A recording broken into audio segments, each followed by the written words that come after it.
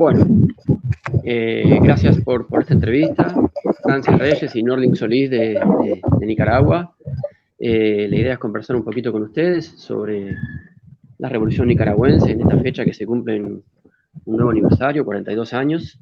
Pensar un poco desde la antropología también, las identidades, el nuevo Nicaragua a partir de ese momento, un poco Nicaragua hoy, y bueno, ver cómo podemos abordarlo también y reflexionar desde la antropología y las ciencias sociales. Así que si quieren comenzar presentándose para que los conozcamos. Bien, muchas gracias por la invitación a este espacio que para nosotros como antropólogos y además como nicaragüenses se vuelve pues un espacio importante e interesante. Mi nombre es Norling Solís Narváez, antropólogo, licenciado en antropología y máster en antropología social. Actualmente trabajo para la Universidad Nacional Autónoma de Nicaragua, UNAM Managua, como docente de esta universidad y ejecutivo de docencia de la misma.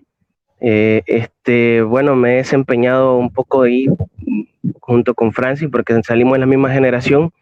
Tenemos un poquito ahí como 6 años de estar ya como antropólogos trabajando, digamos, de cara a varios procesos de investigación. Hemos tenido bastantes experiencias en el tema de investigación por el lado de la costa caribe de Nicaragua, trabajando, en mi caso, trabajando con comunidades indígenas de la comunidad indígena Mayagna, en este caso que está ubicada pues en el triángulo minero de la costa caribe de Nicaragua, y ahí hemos hecho algunas investigaciones al respecto. También he trabajado un poco en relación a el tema urbano, el tema de antropología urbana, antropología del desarrollo, que más o menos ha sido como digamos, un poco la línea de investigación que he desarrollado como en mis estudios. He trabajado un poco en relación a educación intercultural, que es en lo que me estoy enfocando en los últimos, digamos, en los últimos años o en el último año. Y he estado también ahí, pues, trabajando en algunos otros proyectos de corte social y cultural, ¿no? Metodologías participativas y un poco en relación a eso. Pues trabajo con líderes locales y comunitarios en relación a la construcción de liderazgos, a la construcción de espacios de diálogo, etcétera, ¿no? Entonces, por ahí hemos estado trabajando un poco. Muy bien, muchas gracias. Francis.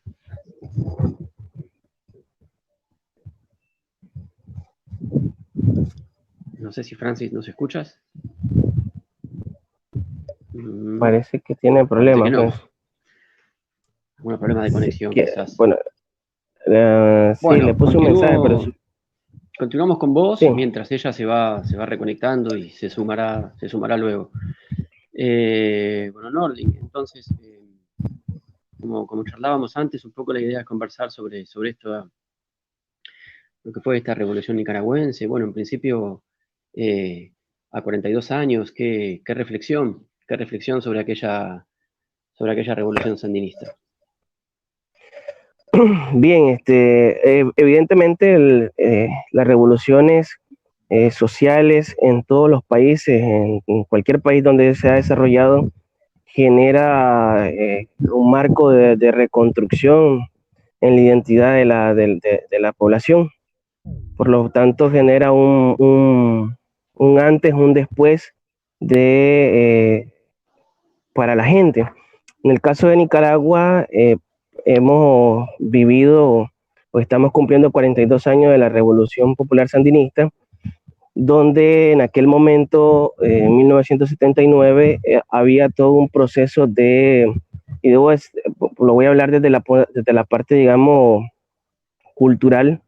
Había una construcción de identidad nacionalista muy apegada a la imagen española, ¿no? Es decir, el nicaragüense era el ideal nicaragüense, era el ideal español, el ideal mestizo, porque evidentemente la élite en ese momento apostaba a concentrar, ¿no? Los mayores elementos simbólicos de identidad nicaragüense apegados más o menos hacia la identidad que ellos tenían, pues, como sociedad. Por un lado, la revolución significó entonces el hecho de reivindicar de alguna manera la identidad popular, la identidad cultural, identidad de los indígenas, que estaba un poco marginada. No un poco, pues de hecho mucho marginada. Pues. Recientemente conversaba yo con un compañero y decíamos, en la costa caribe de Nicaragua, si te ibas por lo menos en los 60, en los 70, incluso todavía ahí en alguna parte ahí más reciente, muchos de la costa caribe no se sentían parte de Nicaragua. ¿Por qué? Porque había una especie de barrera cultural, de barrera social, en la que Nicaragua se consideraba únicamente el Pacífico, el centro norte, por ahí, pero la costa caribe era otro mundo. La costa caribe con su mosaico cultural era otro mundo. No había ninguna conexión, digamos, tan real. Allá para la revolución liberal que lideró José Santos Zelaya, allá por 1914 por ahí, José Santos Zelaya hizo algo que cambió en aquel entonces, digamos, un poco el paradigma de la costa caribe. Se logró la integración de la costa caribe, que antes se llamaba la Mosquitia. Pero luego de eso, más allá de eso, no había mucho. Había totalmente una disgregación. Con la Revolución Popular Sandinista se crea una nueva imagen de la identidad nicaragüense. Ya hay una integración en los marcos regulares, en los marcos legales, en la constitución política, ya hay un reconocimiento de esa identidad nicaragüense que es multicultural, multiétnica, multilingüística, y por primera vez entonces se le da, digamos, dentro del marco constitucional, se le da lugar a los pueblos originarios, pero también a los obreros, a los campesinos, ¿no? Entonces cambió todo y hizo una transformación estructural. No solamente se cambió el poder, digamos, el poder ejecutivo, sino que además hubo toda una transformación estructural en los demás espacios de la vida nicaragüense. Eso ha significado, digamos, cristalizar dentro de la conciencia del ciudadano, dentro de la conciencia del nicaragüense, cristalizar la revolución como un proceso de reivindicación, como un proceso de reconocimiento a las masas populares, ¿no? Se vivieron luego de eso, habría que decir que nosotros cumplimos 42 años de revolución aquí en Nicaragua, pero dentro de estos 42 años de revolución han habido ciertos espacios en el que Nicaragua volvió, digamos, a caer en alguna etapa ahí de nuevamente de discriminación. Y es que 10 años de la Revolución Sandinista en 1980 estuvo bajo guerra intensa financiada por los Estados Unidos. Había una contrarrevolución, se crearon heridas en la conciencia, se crearon heridas sociales en la gente. Luego de esos 10 años de contrarrevolución, de lucha armada, comenzó 16 años de gobiernos de corte neoliberal que ahondaron las heridas, ahondaron la distancia entre los nicaragüenses de alguna manera, porque discriminar, por ejemplo, al pobre porque era pobre, entonces eso generaba que lo que antes se había dicho, que no era que no se discriminara al pobre, que era parte nuestra, entonces en los 90 se vuelve a abrir esa brecha y luego queda pues ese espacio ahí. Llega nuevamente el gobierno sandinista en el 2007 y comienza a partir del 2007 un proceso de continuidad de lo que había quedado de los 80, ¿verdad? Y comienzan a haber políticas de integración de toda y de unidad de toda la población nicaragüense. Parte de ello que se había empezado con la Cruzada Nacional de Alfabetización, donde la gente del Pacífico se iba a vivir la cultura de la costa Caribe y de los campesinos. Algo muy antropológico. De hecho, algo muy antropológico. El hecho de que se dispusieran de que los jóvenes universitarios, los jóvenes que tenían, digamos, mayor capacidad académica, los profesores, los profesionales, se dispusieran a ir a alfabetizar a los campesinos, a los iletrados en la primera etapa de la revolución, y luego en lo que se considera la segunda etapa de la revolución, que es la del 2007, continuar con ese proyecto de ir a visitar a la gente, de estar con la gente de allá, enseñarles a la gente a leer y escribir, constituye de alguna manera un planteamiento antropológico que nosotros, bueno, aquí en Nicaragua la antropología lo llama vivir cultura, ¿no? La mejor manera de comprender las realidades de la gente es viviendo la cultura de la gente, estando con ellos.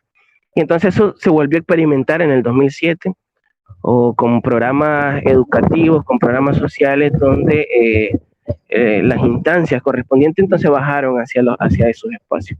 Entonces podemos decir, en el inconsciente colectivo de la gente, en el discurso popular de la gente, la revolución sigue teniendo sigue permeando, sigue teniendo un lugar muy importante dentro del inconsciente. Ahora hablamos de otras, digamos, hay muchas otras influencias, ¿no? Antes lo que influenciaba la conciencia popular, que se construyó una identidad a partir de las transformaciones sociales que había permitido la revolución, estaba la música, estaba la educación popular. Ahora, como parte de la simbología cultural, digamos, de la revolución, pero ahora la revolución y la identidad revolucionaria y la conciencia y los valores simbólicos que puede ir constituyendo esto, está también permeado, está también influenciado por todo el nuevo sistema hegemónico de comunicaciones, de todo el sistema mediático, donde por supuesto la polarización es mucho más fuerte, pues. Entonces la creación de de consolidar o de mantener una identidad revolucionaria pasa también por este mundo de telecomunicaciones que es una realidad pues en todos los países de Latinoamérica, y por supuesto en Nicaragua no es la excepción. No sé si respondí la pregunta. Sí, sí, perfecto. No, estuve tomando nota de algunas cosas que ibas diciendo, conceptos así bien importantes como para analizar. Y bueno, en un momento te referiste a esta reivindicación de la identidad indígena por primera vez, ¿no? A partir de la revolución estamos hablando. Y de las cosas que dijiste da para pensar mucho sobre temas que siempre están en nuestra discusión, ¿no? Nuestra discusión, nuestra problematización como antropólogos, digo.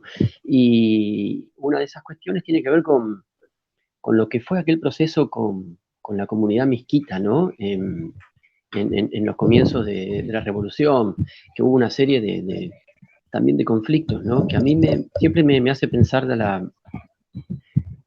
para Nicaragua y como para la revolución en general, cómo interviene lo que es la antropología o cómo aparecen temas que son de importancia para la antropología y que nos plantean algunas preguntas también, ¿no? ¿Cómo puedes analizar aquellos conflictos y podés contarnos un poco de qué se trató? Bueno, hay que decir que la antropología, bueno, estudia, problematiza los fenómenos culturales o los fenómenos sociales. La identidad de un pueblo originario, en este caso los misquitos, con otras identidades que puedan entrar en el contexto de ellos, en su territorio, por supuesto va a generar conflictos. De hecho, la interculturalidad, por ejemplo, que es uno de los temas que nos ha interesado en estos últimos tiempos, nos dice, no sé, la interculturalidad va más allá del hecho del diálogo horizontal, como el concepto básico lo plantea, ¿no?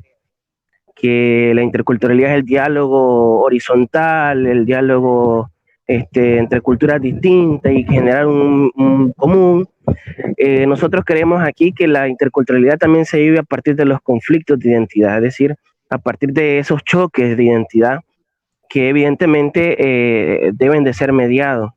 En los años 80 hubo digamos, de alguna manera hubo esos manejos de identidades, esa lucha de identidades, y la identidad pasa por el territorio, ¿no? La identidad se constituye a partir de la lengua, a partir del territorio, a partir de toda la trascendencia de la comunidad. Y en los 80 se vivía mucho también a nivel mediático, con cierta influencia externa, que la revolución significaba quitarle el territorio a la gente, ¿no? A las comunidades.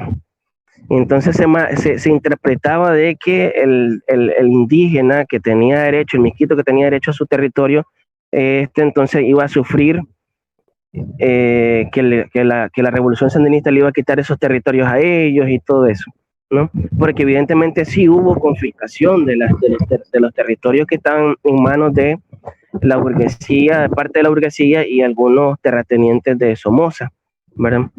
Entonces, por ahí hubo ciertas cosas, cierta resistencia. De la contrarrevolución, por supuesto, entró a estas comunidades. Por ahí salió una noticia internacional, estoy seguro que a lo mejor por ahí te estás refiriendo a ella también. Salió una noticia internacional en ese tiempo sobre la Navidad Roja, ¿no? Una noticia que hablaba sobre que el Frente Sandinista había ido a bombardear una comunidad, en este caso una comunidad misquita, si no me equivoco, o Mayagna, no lo retengo ahorita, pero sé que era una comunidad en la costa Caribe. Se manipuló esa noticia diciendo que había sido el Frente Sandinista que había ido a bombardear esa comunidad. Sin embargo, yendo a las comunidades, hablando con la gente, pues especialmente yo anduve en esas comunidades pues por un buen tiempo, como te decía. Yo preguntaba en relación a eso, porque esa era una duda que tenía yo. Y por eso el tema del territorio que te decía. La gente comenta ahí en las comunidades de que había habido información de que la contrarrevolución iba a ir a quemar esas comunidades.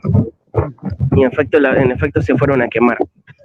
Entonces, para evitarse que hubiera, digamos, muertes, etcétera, de las comunidades indígenas, según me cuentan, el gobierno, en este caso el gobierno del Frente Sandinista en ese momento de los 80, trasladó a las comunidades a la zona norte del Caribe, conectando ahí un poco con Honduras, para salvaguardar la vida de la gente. Luego hubieron quemas de casa por parte de la contra, y en los medios internacionales salió que había sido pues el frente que había quemado a la gente, pero en realidad la gente menciona que no fue así, porque que el frente movió a la gente de territorio.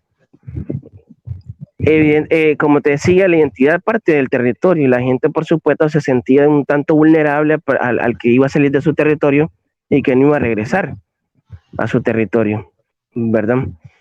Pasó la noticia, quedó eso por ahí en muchos medios de comunicación. Todavía se habla de eso en muchos medios de comunicaciones internacionales, sobre todo, porque a nivel nacional muy poco. Luego el frente regresó a la gente, a la comunidad indígena, y reconstruyeron nuevamente la vida de la gente en esos mismos territorios. Es decir, lo que se pensó, lo que se manipuló de que el frente estaba moviendo a la gente nada más por quitarle su territorio, salió posteriormente, pues siendo que las personas recuperaron nuevamente su territorio, y que el frente además le reconoció en la Constitución Política de Nicaragua que ellos tenían autonomía sobre esos territorios, ¿verdad? Y en la Constitución Política de Nicaragua dice claramente que ellos tienen autonomía sobre esos territorios, se les debe de respetar sus propias formas de gobierno, que ellos pueden generar la educación básica en la lengua materna y que luego a medida que va avanzando hacia los siguientes niveles de educación va mezclándose entre la lengua materna y la lengua, o digamos, el idioma oficial, que es el español aquí en Nicaragua, ¿verdad? Se reconocen los liderazgos locales, los gobiernos territoriales indígenas. Entonces todo eso dio pauta a que entonces la gente aterrizara un poco en que por qué el territorio es importante para ellos y cómo el frente, pues digamos, reconoce eso que el territorio es importante para la gente. Hay, por supuesto, luchas de identidad en la comunidad. Ha avanzado, digamos, un poco ahí lo que se conoce dentro de la comunidad como la invasión de los colonos, que son gente del Pacífico que se está yendo a tomar parte de los territorios comunales en la costa Caribe. Y eso luego viene a chocar con las costumbres, las tradiciones y la cosmovisión de la gente de la costa Caribe, porque para la gente el sistema, el ecosistema, el medio ambiente tiene un significado ancestral en su cultura. En cambio, para el del Pacífico, un espacio lleno de bosque, un espacio grande de bosque, es un espacio oportuno para producir o para poner vacas ahí, ¿no? Para poner ganado. En cambio, para los comunitarios no es tanto así. Entonces eso genera choques de identidades, choques de costumbre y genera de alguna manera conflictos que en los últimos años se han venido trabajando de cerca, desde la comunidad, en este caso de la comunidad universitaria con el gobierno territorial. Porque Nicaragua tiene un subsistema de educación y hay un sistema, los subsistemas de educación están articulados, que son el primario, el MINET, que en este caso el Ministerio de Educación Primaria y Secundaria, el técnico, que es el INATEP, y el CNU, que es el Consejo de Universidades. El CNU tiene, en esta costa Caribe, tiene universidades comunitarias, y las universidades comunitarias interculturales apoyan el diálogo entre las comunidades para evitar este tipo de choques de identidades justamente, ¿verdad? Y respetando en este caso lo planteado, lo reconocido dentro del programa histórico del Frente, que además constituye la base fundamental de la Constitución Política de Nicaragua, que es la que está vigente. Cuando te preguntaba por esos conflictos, sí, no específicamente me refería en sí para puntualizar en lo que se llamó la Navidad Roja, que bien detallaste, sino en la cuestión un poco más general, ¿no? Entre esa idea de, bueno, el nuevo Nicaragua, el nuevo nosotros, revolución, y la relación con la comunidad indígena, y especialmente con los misquitos, con los cuales, bueno, sí hubo ciertos conflictos a la hora de organizar la revolución, ¿no? También que se sumaban otros conflictos de la contra, especialmente ahí que entraban por la zona de Honduras y demás. Y pensar en ese sentido cómo la antropología, o cómo, mejor dicho, se presentan problemas antropológicos o debatidos en la antropología, también para las revoluciones, ¿no? Recuerdo siempre aquel texto de Clifford Geertz, después de los nacionalismos, el destino de la revolución, ¿no? Y cómo pensar ese nuevo nosotros y la integración en un marco de interculturalidad, ¿no? Y las dificultades que eso conlleva y cómo la antropología puede intervenir ahí. Sí, de hecho, bueno, qué bien que me vuelvas a hacer la pregunta, porque entonces vuelvo a aterrizar a la idea que había planteado. Básicamente... Perdón, la tenemos a Francis conectada, que cuando quieras intervenir o sumarte, podés hacerlo directamente. Y te dejo. Ya está Francis. ¿Está Francis por ahí? Saludos, Francis. Sí, por aquí estoy ya. Correcto. Sí, justamente el tema de la identidad. Los misquitos, de hecho, fueron el grupo que más se involucró con la contrarrevolución, por lo que decíamos en el tema de la manipulación en cuanto al dominio del territorio, de que se pensaba de que se le iba a sacar del territorio y que el frente se iba a apoderar de todo esos territorios. En la actualidad, hablando de esta idea de revolución y de identidades, la costa Caribe ha tenido la mayor integración en su historia en Nicaragua. De hecho, lo que vamos de historia republicana en Nicaragua jamás la costa Caribe había tenido mayor participación dentro de los procesos estructurales de nación. Jamás se había sentido tan, digamos, partícipe de esos procesos de nación. ¿Por qué? El gobierno el gobierno central ha destinado una total autonomía a estos pueblos para que se organicen. Luego el gobierno ha generado el apoyo y el seguimiento y la complementariedad a todos los programas de proyectos y desarrollo social y humano que tienen estas comunidades. Los líderes, de hecho, uno de los representantes de los gobiernos territoriales hay gobiernos territoriales miquitos. Entonces hay líderes miquitos que luego tienen una posición de concejales en los municipios, ¿verdad? Entonces hay toda una generación de apoyo actualmente. Se construyó, por ejemplo, la carretera que une a Bluefield con Managua, el Pacífico con la costa Caribe. Y hay nuevas construcciones de hospitales, de escuelas, de universidades en la costa Caribe que ya los miquitos y los mayagnas y los criollos, los ramas, no tienen necesidad de venirse hasta el Pacífico para estudiar, pues, digamos, una carrera universitaria o primaria o secundaria. Ya tienen ellos los espacios ahí. Entonces hay una especie de reconocimiento, hay una especie de respeto. Recientemente, en el 2018, creo, si no me equivoco, hubo elecciones territoriales. Hubo elecciones territoriales en la costa Caribe. Y antes el Frente Sandinista estaba en alianza con Yatama, que es un partido político de la costa Caribe. Pero Yatama, digamos, por todos los conflictos y la influencia que hubo ahí en relación al 2018, Yatama decidió de separarse del frente. El frente corrió solo en la costa Caribe y todos pensaban que no iba a tener popularidad el frente y sin embargo tuvo la mayor popularidad de la costa Caribe corriendo solo, ¿verdad?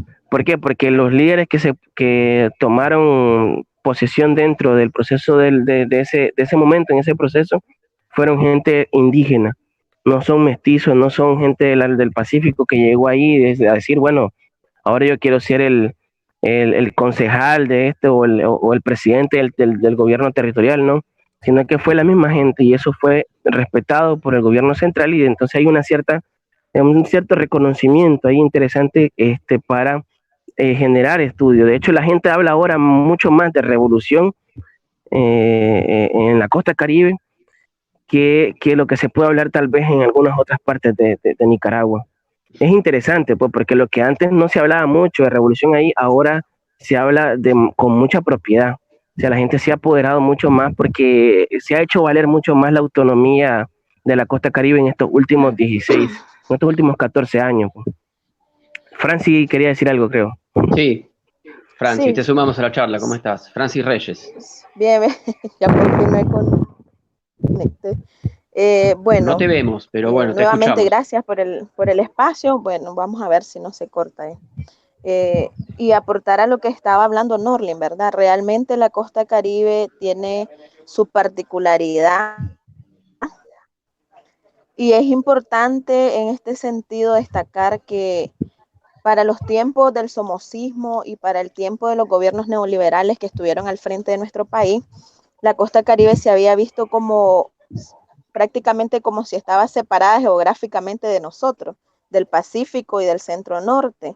Y solo durante la segunda etapa que se inició desde el 2007, la segunda etapa de la Revolución Popular Sandinista, es que se ha dado una integración total, digámoslo, de la costa Caribe. En este sentido, varios programas y proyectos que han logrado, por primera vez en historia, como ya mencionaba Norlin, se unió el Pacífico con el Caribe. Y esto a través de la construcción de una megacarretera, pues, que logró unirnos. Y a partir de esta etapa de la Revolución Popular, es que la costa Caribe, inclusive, la percibimos más como parte de nosotros, porque es parte de Nicaragua, es parte de nuestro país, pero por muchos años se había percibido como algo separado geográficamente de nosotros cuando no era así, ¿verdad? Quiero retomar varias cosas porque quizás por el tiempo yo creo que me voy a tener que desconectar primero que ustedes, pero hablar de algunos aspectos que mencionaban, que pues me mencionaba Sergio, que quería que habláramos en este momento. Uno, que es la parte cultural, que realmente es importante decirlo, solo durante este proceso, durante lo que nosotros conocemos como la segunda etapa de la revolución, que ya lleva prácticamente 14 años, es que se ha venido a restituir todos los derechos, ¿verdad?, de los nicaragüenses. Y en este sentido, un reconocimiento al aspecto cultural, ¿verdad?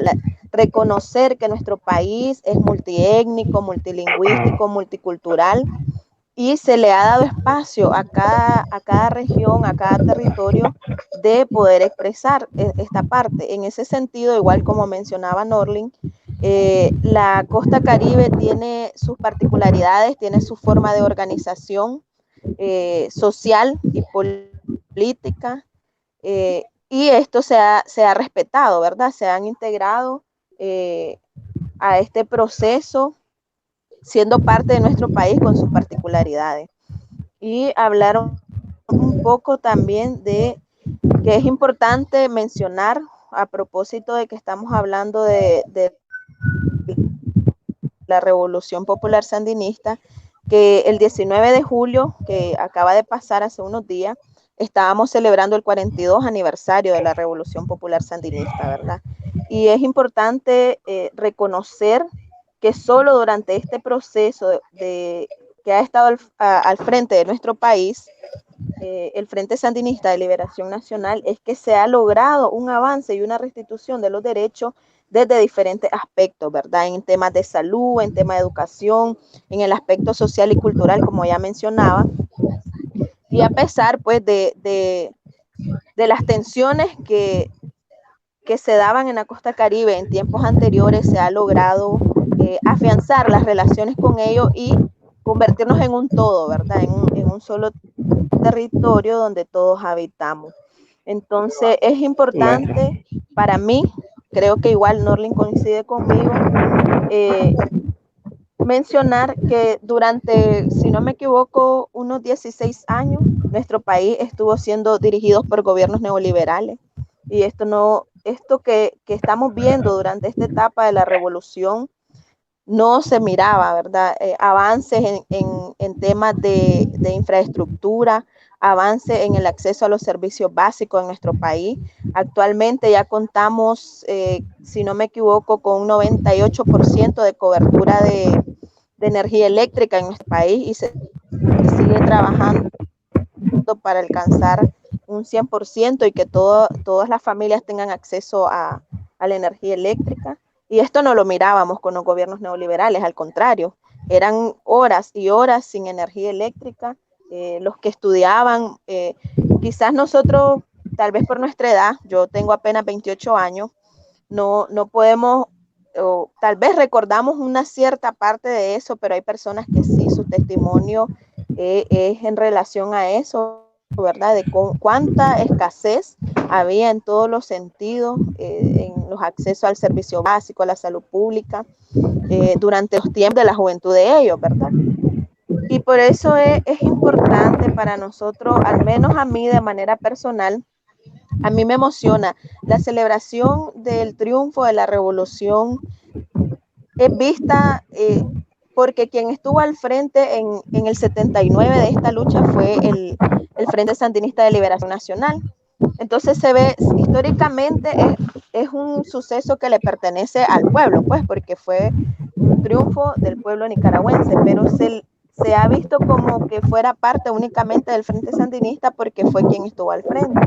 Entonces las personas que no coinciden ideológicamente con el Frente Sandinista no se alegran, pues, como nos alegramos nosotros, pero es necesario mantener viva la memoria histórica, ¿verdad?, de todo lo que se vio antes del triunfo de la revolución.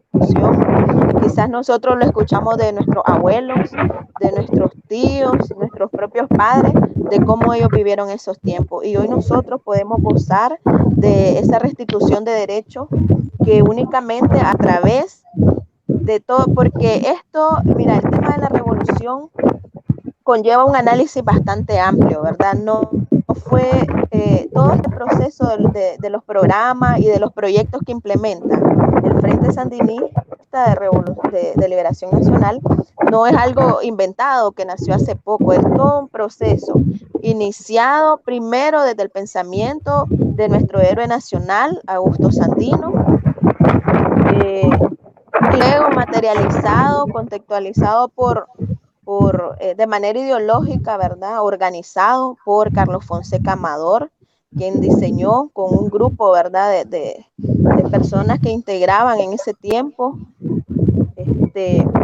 el programa histórico del Frente Sandinista, el cual consta de 13 puntos. En ellos se abarcan diferentes temas, el tema de la salud, de la educación, de la reforma agraria en su tiempo, el tema social, cultural.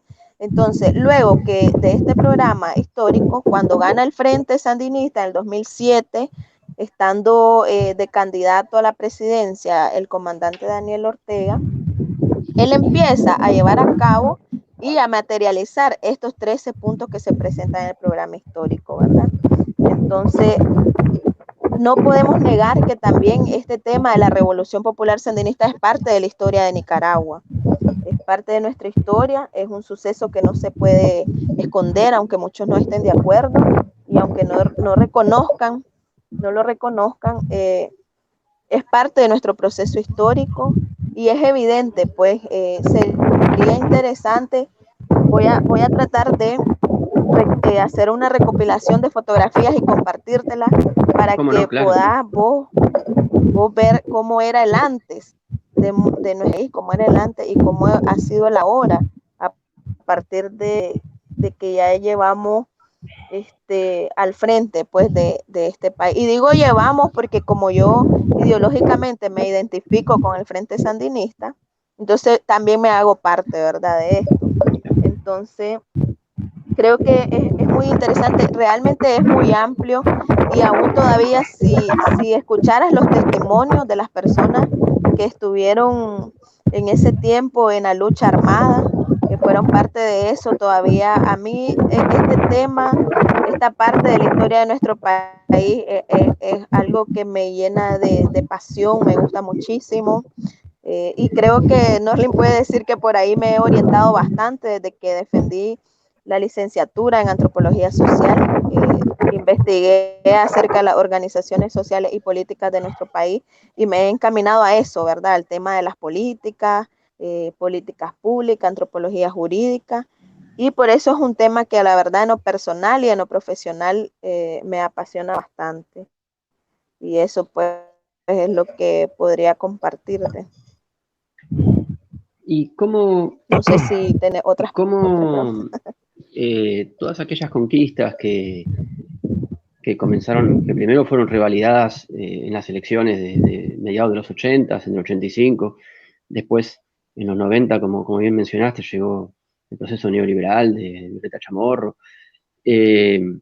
También es cierto, el antes de aquella revolución la Nicaragua era, bueno, era el hacer y deshacer a gusto de la dictadura de Somoza, y Estados Unidos entrando como quería.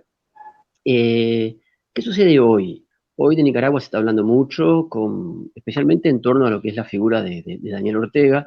¿Y qué sucede hoy en lo que es el sandinismo? Pregunto específicamente. Porque por un lado tenemos las visiones de cierta prensa internacional que en nombre de la democracia ya han gobernado y ya han estado haciendo de la suya y sabemos que no les interesa la democracia.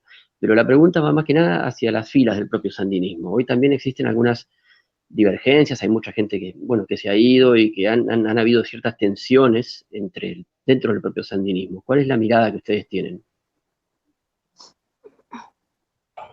Bueno. Pues mira, aparte... No, dale. Ajá, Norlin. Si vas a agregar algo. Norlin, lo que te voy a pedir, si es posible, porque creo que es en tu caso, perdón, estamos con un problemita de audio. No sé si Norlin tenés manera de silenciar mientras habla Francis, porque se escucha como un viento, e imagino que sos vos porque estás al aire libre. Y la tapa un poquito de la voz de ella. Sí, Bueno, sí. Gracias. fíjate que a partir de lo sucedido, pues en el 2018, no sé si vos lo manejás, que fue realmente, están las pruebas, están la evidencia, un intento de golpe de Estado, ¿verdad? Que falló. Y estaba orientado o se estaba a través, siguiendo las instrucciones pues de un manual que fue creado por Jim Sharper, no sé si es el apellido así, que habla sobre cómo dar un golpe blando, ¿verdad? Entonces, bueno, pero para no meternos mucho en eso, fíjate que para el 2018, cuando se dio todo esto, yo creo que la parte como de la moral, de la militancia sandinista, había sido bastante trastocada, porque en ese año era horrible decir que eras militante del Frente Sandinista, porque aquí hubieron lugares donde te marcaban las casas, que porque eras asesino, que eras sapo, porque esa era la palabra que usaban para describir. Entonces se dio todo un proceso de desmoralización hacia la militancia del Frente. Muchos incluso, pienso yo, tuvieron miedo, tuvieron dudas, porque hubo un trabajo psicológico grandísimo a partir de la gran cantidad de mentiras que se dijo a través de las redes sociales. Esta gente se apoderó pues por completo y era cantidad de información falsa pues que recorría las redes. Y igual los medios de comunicación, muchos se prestaron a ese juego, a este, a llevar, pues, a transmitir noticias falsas. Entonces hubo para mí un proceso total de desmoralización. Algunos incluso creímos, porque también otra cosa que es indiscutible para nosotros es que nuestro líder máximo es el comandante Daniel Ortega, pues. Y nosotros en algún momento creímos que el comandante iba a renunciar, iba a dejar la presidencia. Pero pues la verdad que creo que es una persona tan inteligente y disciplinada que supo llevar bien las cosas. Y después de que logramos pasar esta etapa, como que se volvió a vivir aquel, no sé, como a revivir incluso las personas que vivieron la etapa de la lucha armada en los 79, 80, como que volvieron a revivir aquel sentimiento de alegría, de fervor, cuando ya se logra nuevamente encaminar al país hacia la paz, hacia la tranquilidad y a que siguiéramos nuestro curso normal que llevábamos. eh, Empezó un fervor nuevamente en la militancia. Creo que eso hizo fue como una sacudida para que salieran de su zona de confort, porque como las cosas venían caminando, pues bien, estábamos todos tranquilos. Y entonces este intento de golpe vino como nuevamente a activarnos, y más bien todo este tema, por ejemplo, de decirte que si en el 2018 sabían que estabas a favor pues del Frente Sandinista, entonces eras un sapo. Pero eso ahora más bien se convirtió en algo identitario, pues, para los sandinistas. Entonces dicen, yo soy sapo, y es un orgullo decirlo que soy sapo, digámoslo así, ¿verdad? Por darte un ejemplo. Entonces, se ha venido, o sea, ese año afectó diferentes áreas de nuestra sociedad, la parte social, la parte económica, no se diga, pues que fue bastante dañada. Hubo suspensión de clases, entonces imagínate.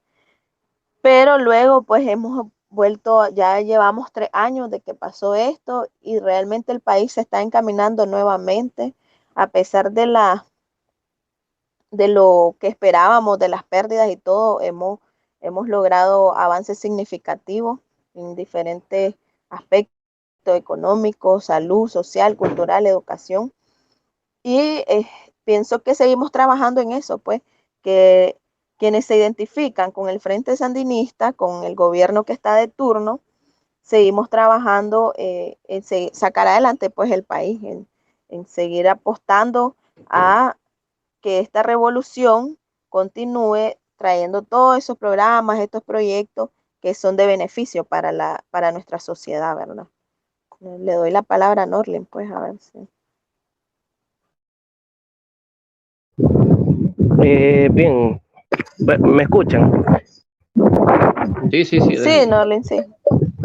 Lo siento mucho que estoy al aire libre, pero lo que pasa es que, como decía, yo trabajo en la universidad y ahorita estamos en un trabajo fuertísimo de autoevaluación, y la oficina pues está haciendo ahorita un área de diálogo constante ahí, entonces no iba a poder estar yo No, sí, hablando está con bien, ustedes. está bien. Era solo si silenciabas el micrófono cuando hablaba Francis, porque por momentos el viento la tapaba a ella. Pero no Correcto. hay problema.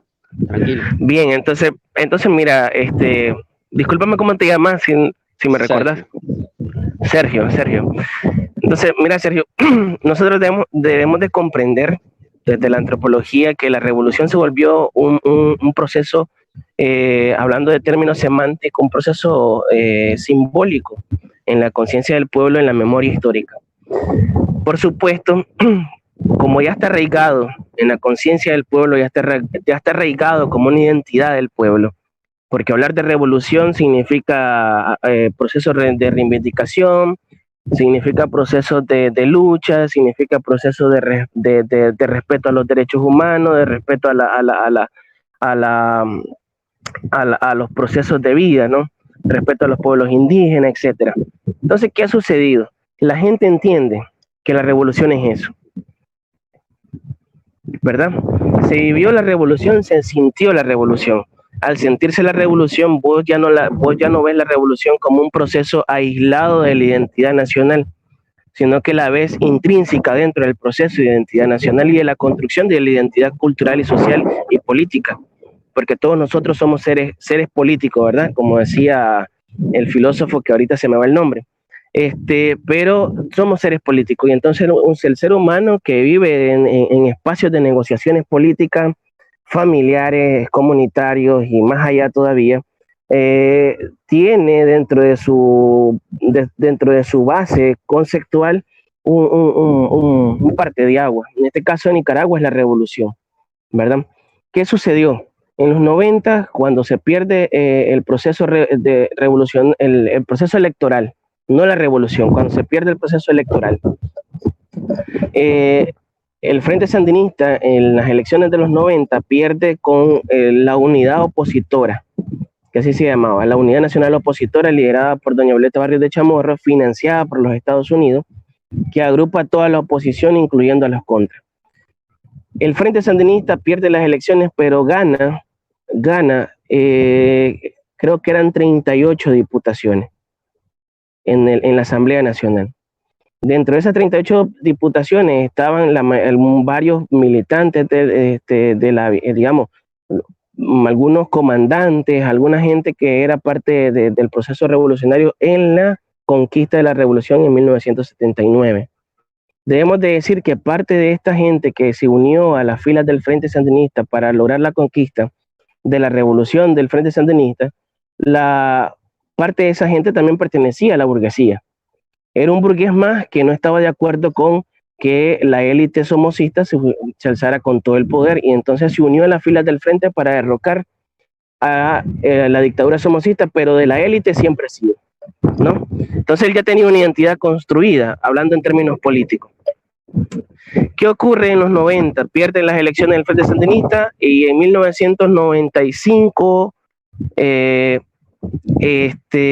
la Asamblea Nacional, un grupo de exguerrilleros del Frente Sandinista, ¿verdad? Se empezó a demonizar, por supuesto, la revolución. Se empezó a decir de que la revolución era desalojo, que la revolución era pobreza, que la revolución no traía nada bueno, que la revolución traía guerra, ¿no?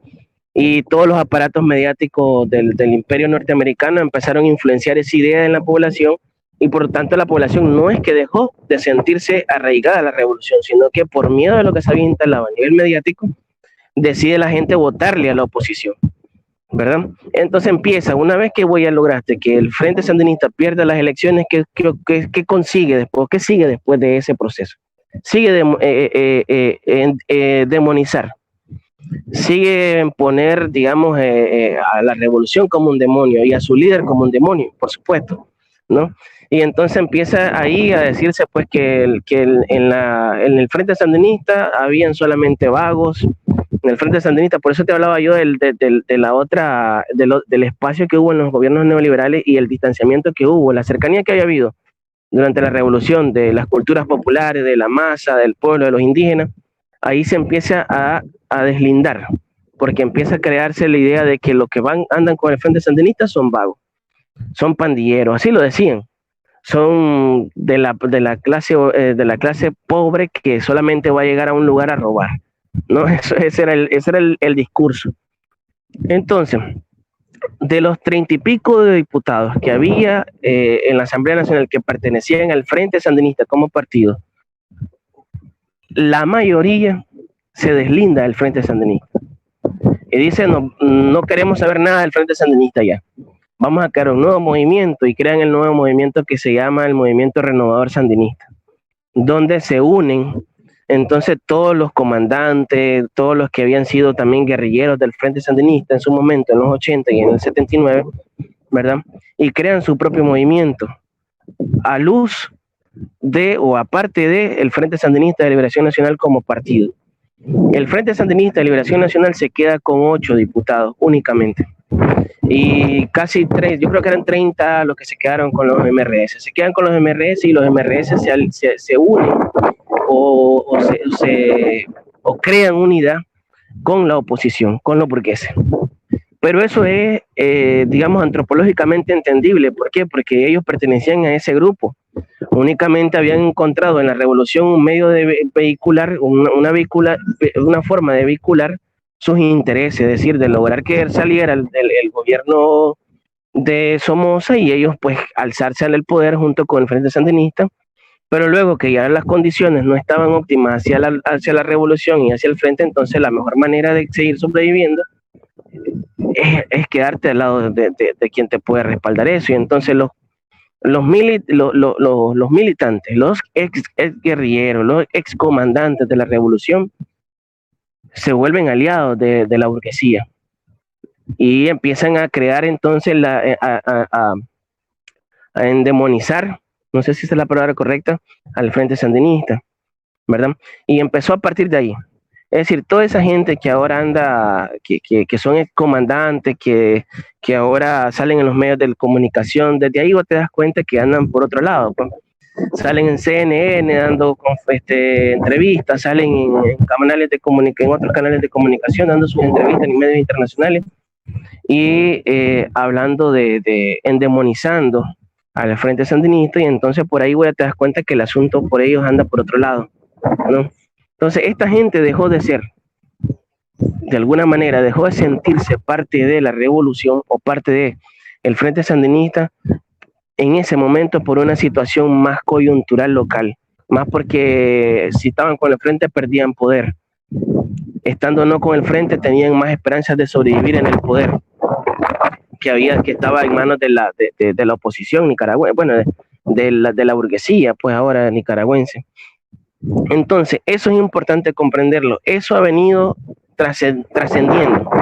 Desde ese momento, el Frente Sandinista, que estaba que estaba en la oposición, que no estuvo en el poder durante esos 3 gobiernos neoliberales, el Frente Sandinista se volvió oposición y se volvió el único partido, ¿verdad?, como su naturaleza lo dice, que luchaba todavía por las reivindicaciones sociales que habían sido conquistadas en la Revolución Popular Sandinista y por las luchas que estaban habiendo en ese periodo.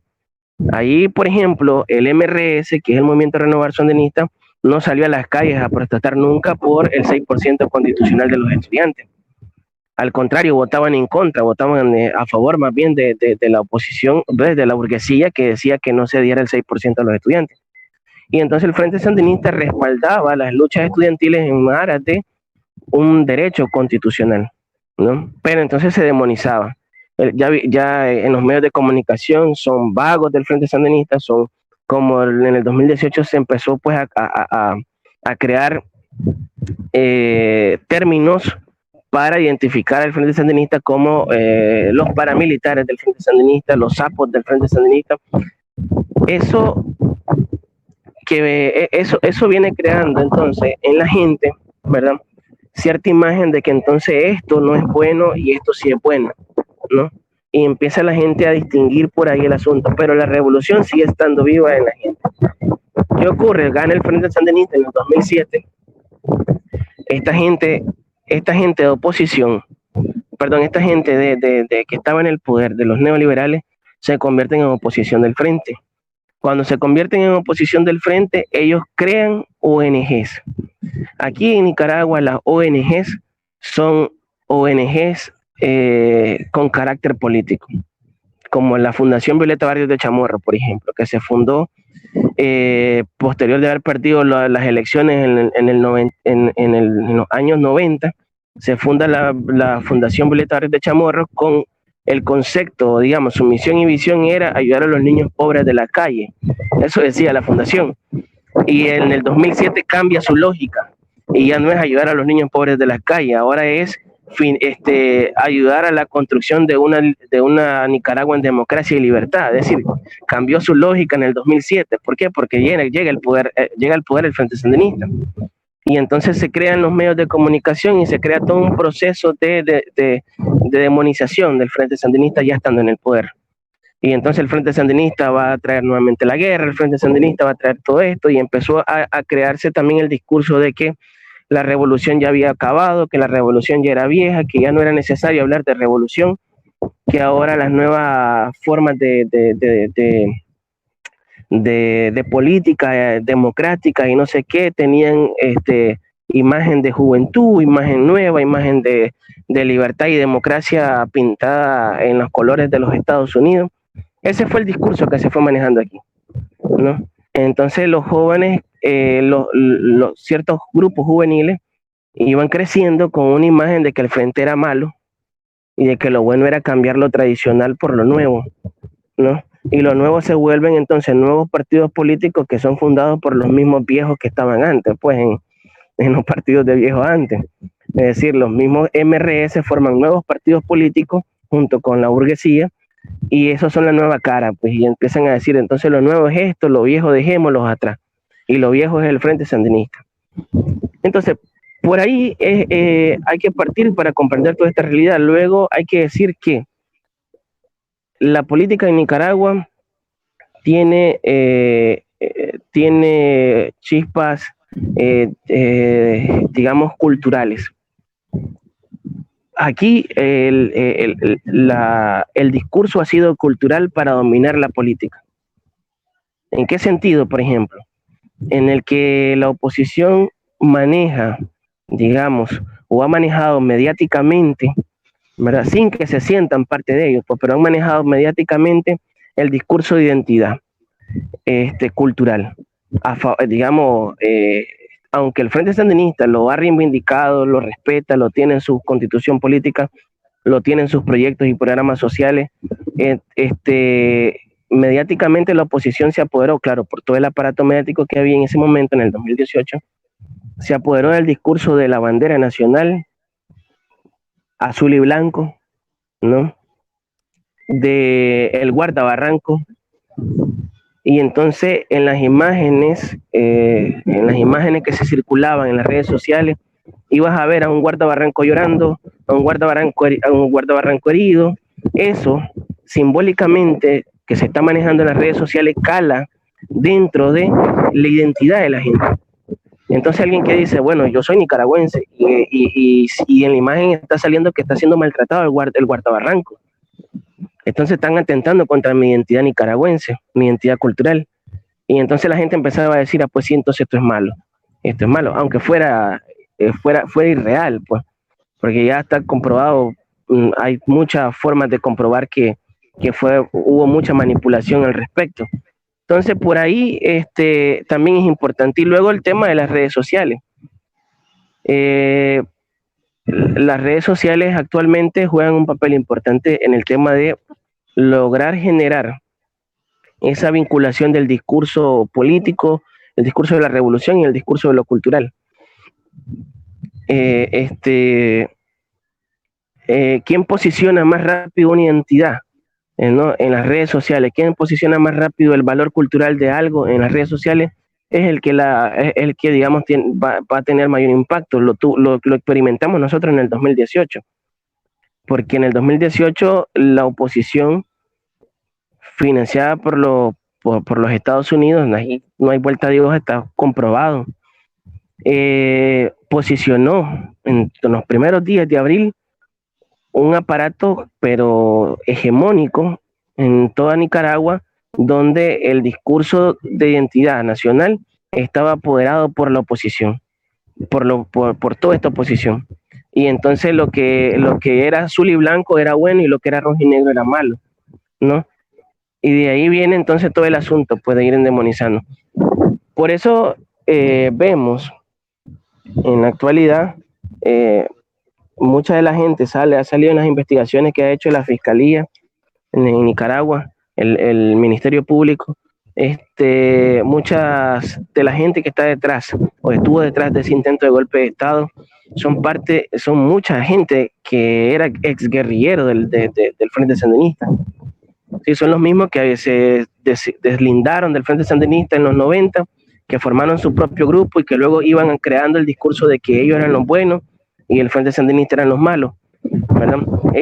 Ellos son los mismos que están detrás de todo lo que sucedió en el 2018, está documentado todo eso.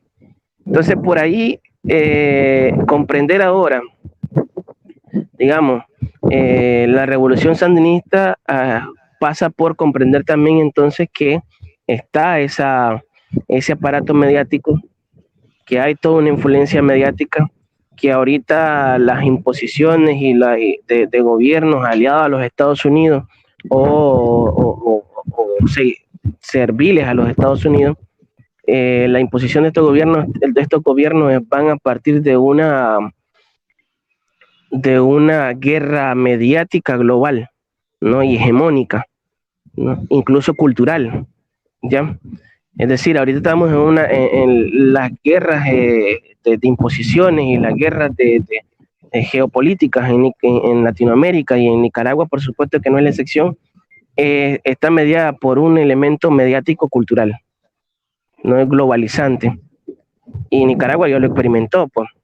De repente, la misma persona que tiene bandera de fondo en sus redes sociales, la bandera de los Estados Unidos, se sentía más nicaragüense que el mismo nicaragüense que vive aquí, pues, ¿no?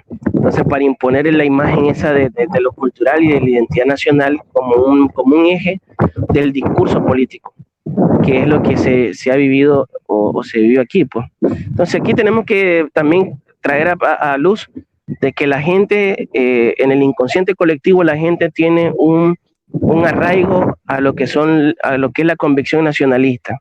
Entonces, si vos le pisas a la gente la bandera, o si vos le sale la bandera ensangrentada, la gente se va a ofender. Y eso fue lo que sucedió. Pues se sucedió que mediáticamente se utilizó la bandera para que la gente se sintiera parte de un proceso que había sido construido y diseñado. La gente tiene arraigo a la revolución popular sandinista y a las luchas de clase. Y por eso por eso la oposición utiliza el discurso de que lo que hay ahorita como Frente Sandinista no es lo que existió de revolución en su momento, porque conviene que la gente que cree en la revolución sienta que lo que está ahorita como revolución no es revolución, ¿no? Entonces conviene manejar el discurso de que lo que está ahorita como revolución en su segunda etapa no cumple con los parámetros que la gente se imagina en el ideario o en el imaginario colectivo, y por ahí entonces también calaron. Y por ahí salen entonces ahora que los exguerrilleros dicen yo viví la revolución de otra manera, bla, bla, bla, y empiezan a crear un discurso, y entonces el joven nuevo que siente un arraigo a la revolución dice, bueno, entonces ¿quién es el bueno y quién es el malo? Aquí ¿quién habla bien de la revolución? ¿No? Entonces comprendemos que dentro del imaginario colectivo y dentro de la identidad nacional, en cualquiera de los niveles generacionales que existen en Nicaragua, hay un arraigo a la revolución, ¿verdad? Y por ahí la oposición ha desinformado y ha manipulado el tema entonces de la revolución en la actualidad. Y luego mencionar que actualmente nosotros nos encontramos en una dicotomía, digamos, hablándolo en términos antropológicos y por ahí, sobre lo que enrumba, digamos, el nuevo proceso o las nuevas líneas de investigación de la antropología, ¿no? ¿Qué tanto nosotros estamos proyectando, es decir, qué tanto la gente está construyendo lo que realmente la revolución debe construir, y es lo que se fomenta a partir del gobierno, es una identidad local, una identidad de nosotros y para nosotros? Es algo que se está fomentando desde el gobierno central y es un respeto a la diversidad cultural, por ejemplo. ¿Qué tanto eso está en la palastre nacional, que debe ser analizado junto con el otro discurso de no proyectar lo local a lo global, sino que más bien a lo contrario, lo global a lo local? No sé si me logré explicar ahí, en el sentido de que la Revolución Popular Sandinista quiere proyectar a lo local, ¿no? Es decir, nuestro valor popular, nuestro valor antiimperialista, nuestro valor nacionalista, partiendo de los principios de Sandino y los programas históricos al frente, las reivindicaciones sociales. Eso es proyectar lo local a lo local, darle los mecanismos de desarrollo humano a la población desde lo local, que el pueblo indígena desarrolle desde lo local, que el pueblo indígena se desarrolle desde lo local, que se reconozca desde lo local. Luego versus al discurso de la oposición, que habla también de la revolución, pero que dice que ya la revolución es un pasado y que hay que hablar, que hay que verla, que hay que ver entonces la revolución en lo global. Y entonces hablamos ya de globalizar ese discurso, ¿no? Algo así como muy a lo Bukele, puede decir, el discurso ahí de que Bukele debe ser el ideal de gobierno, un gobierno como Bukele, pues, por ejemplo, que es un discurso muy globalizante, ¿no? Utilizando los términos de la influencia global a lo local. Y entonces por ahí hay que comprender también. Quedó claro, ¿no? Sí. Le damos un minuto la palabra a Francis, que nos está pidiendo. No sé si ella también estaba con poco tiempo, quizás Sí, la estoy pidiendo porque ya me voy a retirar. Y agradecer pues por el espacio, Sergio, nuevamente. Y bueno, hay muchísimo que hablar en relación a esto. Ya viste que ya llevamos más de 1 hora. Sí, claro. Y quería prácticamente cerrar no te estamos retomando viendo. pues varios aspectos de lo que mencionaba Norlin, ¿verdad? Uh-huh. La historia de nuestro país, podemos encontrar muchos elementos relacionados a lo que mucho hablaba Marx, el tema de la lucha de clases, ¿verdad? Ha sido evidente durante todo este proceso. El tema también de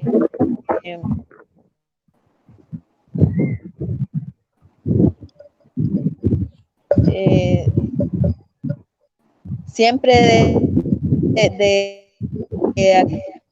aquel tema escuchamos muy mal. A ver, ahí sí. De los países queriendo imponerse sobre lo que estamos. Norlin, si tenés posibilidad de silenciar el micrófono, ahí. Eso de vías de desarrollo. Perdón. Ahí. Y todo este tema de reconocimiento a nuestros pueblos, el reconocimiento a las diferentes... ¿Me escuchas bien ahora sí? Sí, un poco mejor ahora, a ver. Sí, nada más tenemos muchos elementos que remar, como ya les decía, el tema de la lucha de clases, que es así como se va construyendo la historia, es innegable esta parte, y entonces hay muchísimos elementos de que hablar, iniciando desde el tema de la lucha y cómo todavía en la actualidad ese es parte innegable de nuestra historia, todos somos parte de ella y estamos pues en esa etapa, dejando atrás el somocismo y avanzando pues con la etapa de restitución de derechos que ha traído esta segunda etapa de la Revolución Popular Sandinista.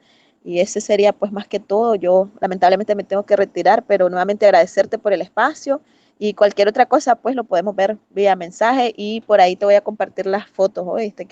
Para que puedas también ver la evidencia de lo que teníamos antes y de lo que vamos construyendo ahora. Gracias, gracias Norlin también por haberte conectado.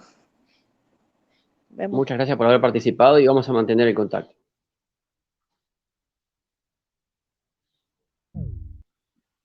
Bueno, Norling, no sé si querés, yo también te agradezco muchísimo tu participación. Realmente es para seguir conversando y mucho, ¿no? De cosas que han quedado en el tintero, algunas cuestiones sobre líneas también de antropológicas, líneas de pesquisa y la relación también con los procesos actuales. Pero quería agradecerte y, bueno, algo que te haya quedado pendiente, que quieras decirnos para cerrar.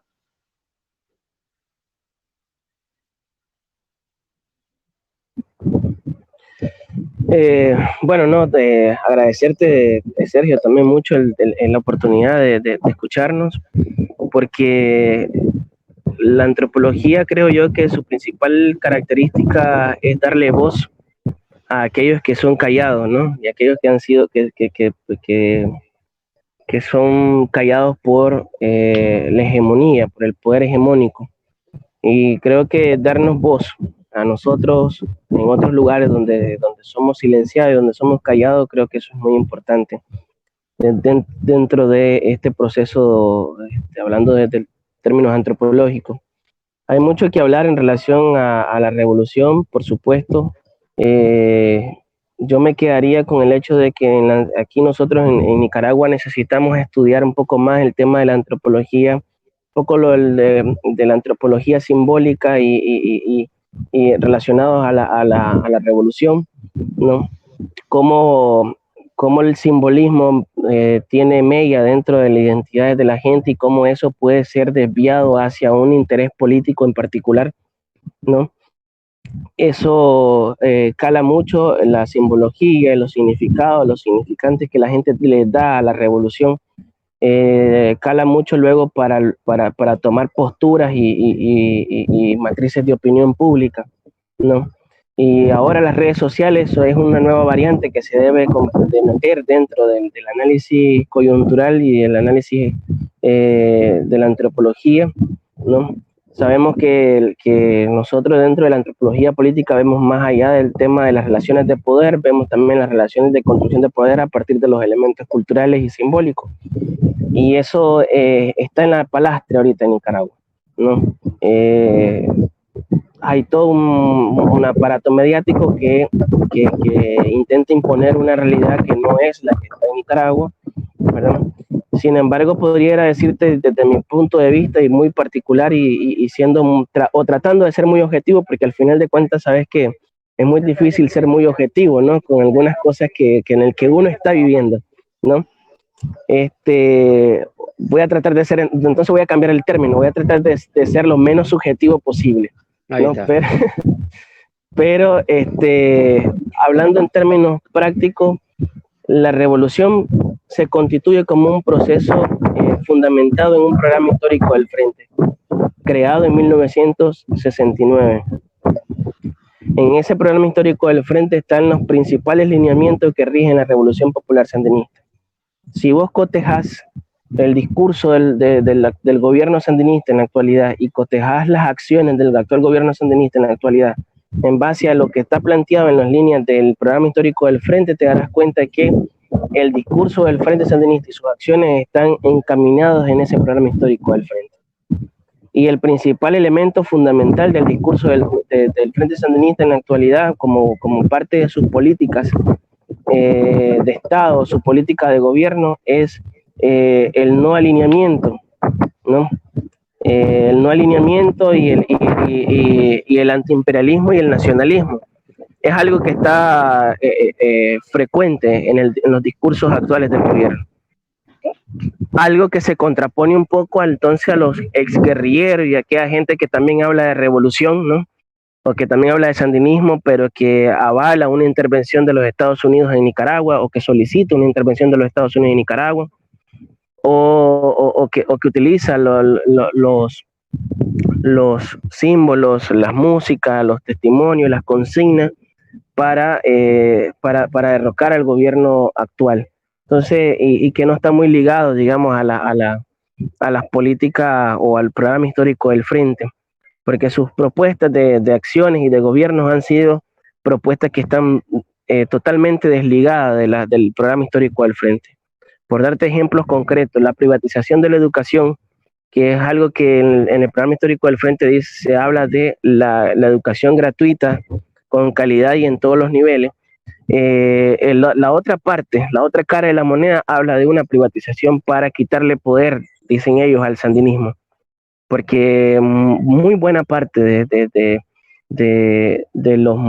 los subsistemas educativos, ¿no? Por no decir todo, compara o compite muy bien con el discurso del Frente Sandinista en la actualidad y con esa convicción de revolución que sigue vigente en la actualidad. Entonces, hablan ellos de una privatización, por este lado se habla de mantener una gratuidad de la educación, entonces por ahí ves que por dónde anda, entonces digamos, por dónde está realmente el diablo y dónde está el santo, pues dónde está el Dios y dónde está el sagrado y dónde está el profano, ¿no? Entonces yo creo que por ahí habría mucho que seguir metiéndole a la tinta. Hay para escribir, creo que centenares de tesis en relación a esto. Hay para escribir mucho en función de esto.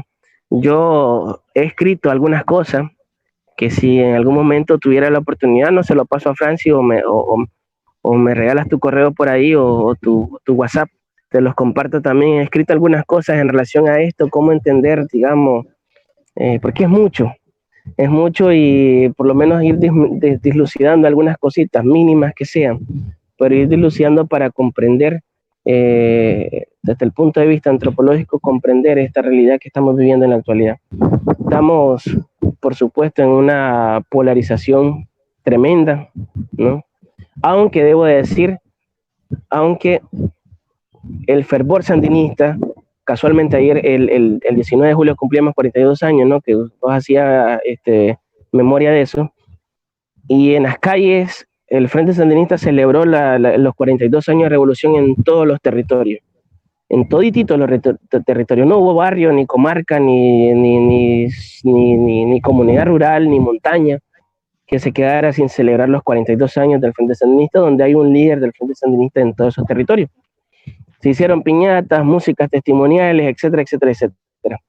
Y lo sorprendente fue ver en esa celebración a alguna gente que en el 2018 había opinado en contra del gobierno, ¿no? Celebrando, junto con los demás que estamos, digamos, ideológicamente a favor del gobierno y además que somos sandinistas, ¿no? Entonces, y abrazando y orando y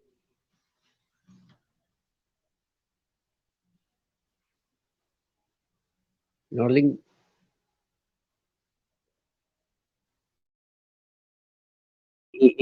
aquella camaradería, pues. Sí, ¿Me te perdí escuchas? unos segundos, pero ahora estás. ¿Hola? Sí.